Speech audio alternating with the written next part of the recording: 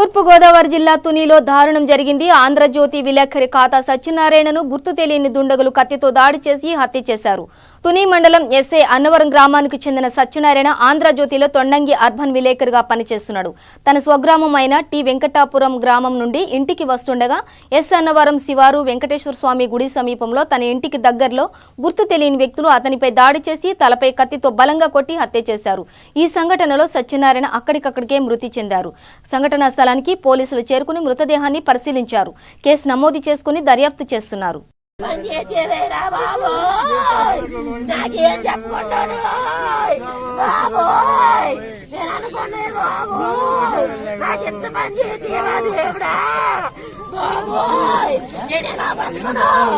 నేను బతకలేను దేవుడు, నన్ను ఇంత పని చేస్తావా దేవుడా, నాకెంత పని చేస్తావా దేవుడు, నాకు వద్దు బాబోయ్, నా బతుకెందుకు దేవుడా, నాకు వద్దు బాబోయ్, నా దేవుడా, నాకెంత పని చేస్తావా, ఎంత పిచ్చో దేవుడా, దేవుడా.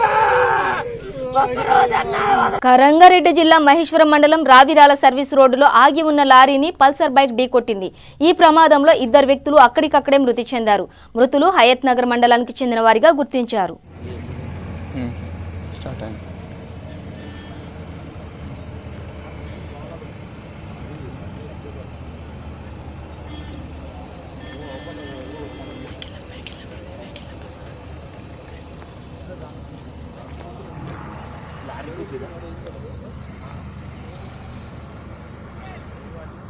భయ్యా ఎంత అదే తొందర